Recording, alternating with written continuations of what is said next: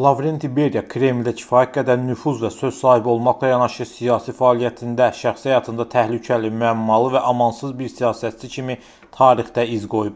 Stalin hakimiyyəti dövründə Beriyanın fəallığı və bu fəallığın arxasında gizlənən bir çox məqamlar illər ötəndən sonra bəlli olub. 1889-cu ilin martın 17-sində Abxaziyada sadə bir kəndli ailəsində dünyaya göz açan Beriya siyasi fəaliyyətinə çox erkən yaşlarda başlayıb.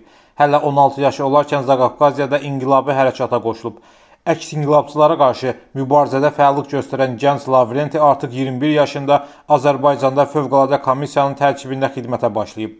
Beriya təhsilini də Bakıda inşaat mexanika peşə məktəbində alıb. Onun sevincliyi, təşkilatçılıq bacarığı, insanlara təsir göstərmək qabiliyyəti siyasi karyerasında mühüm rol oynayıb. Bu məziyyətlərinə görə Beriya 1927-ci ildə Gürcüstanda Xalq Daxili İşlər Komissarı vəzifəsinə təyin olunub.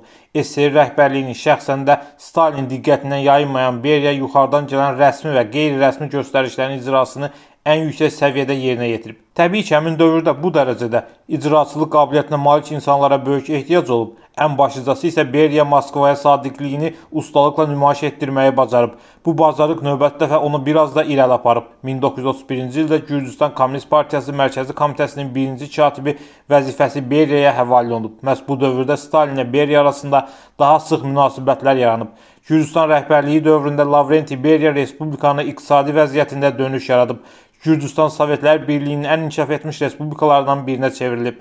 Nəhayət 1938-ci ildə SSR rəhbərliyi tərəfindən Beriyanın Moskvada fəaliyyət göstərməsi məqsədə uyğun sayılaraq onu Xalq Daxili İşlər Komissarının müavini vəzifəsinə təyin ediblər.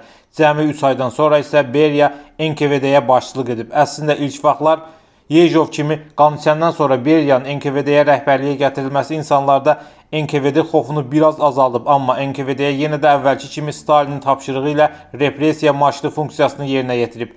Yəni məzmun eyni olub, sadəcə format dəyişib. Beriya Stalin üçün ən etibarlı silahdaş olub. Rəhbərin bir çox məxfi tapşırıqlarını Beriya icra edib. Bunun müqabilində Beriya öz maraqlarını həyata keçirməkdə problemsiz olub. Böyük Vətən müharibəsi illərində o Dövlət Müdafiə Komitəsinin üzvü, 1941-45-ci illərdə isə Stalinin zəmanəti ilə komitə sədrinin müavini təyin edilib. Müharibə illərində SSR üçün tali yüklü bütün məsələlərdə Beriyanın iştirakı vacib sayılıb. Ən ağır dövrdə Stalin SSR-nin atom silahı ilə bağlı layihə rəhbərliyini də Beriyaya həvalə edib. Beriya hakimiyyət hərisi olduğu kimi qadınlara da hədsiz dərəcədə maraq göstərib, onun seksual manyak adlandırıblar.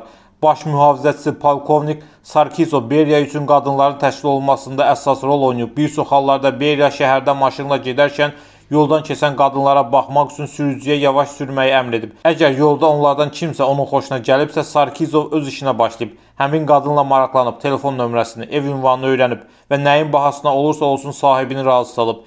Beriya repressiya olunmuşların həyat yoldaşlarına, bacılarına, qızlarına daha çox göz salıb. Bu münasibətlərdə razılaşmalar olub. Əgər həmin xanımlar Beriyanı razı salıblarsa, Beriya da öz növbəsində həbsdə olan yaxın adamlarını azad ediləcəyinə söz verib və vədinə əməl edib. Onun məşuqələri arasında məmurların həyat yoldaşları da yer alıb. Hətta az yaşlı uşaqlar da Beriyanın ehtirasının qurbanı olub. Beriya öz ehtirasının əsiri olub.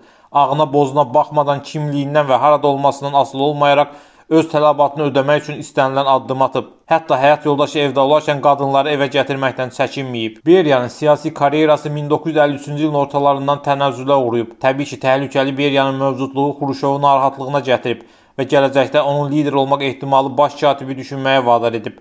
Həmin ilin iyunun 26-sında Nazirlər Sovetinin iclasında Nikita Xruşov Beriyanın fəaliyyətini kəskin tənqid edərək onu dövlət əleyhinə çıxmaqda və casusluqda ittiham edib. Bunu gözləməyən Beriya özünə haqq qazandırmaq istəsə də Jhukovun onun qollarına vurduğu qandal hər şeyə son qoyub.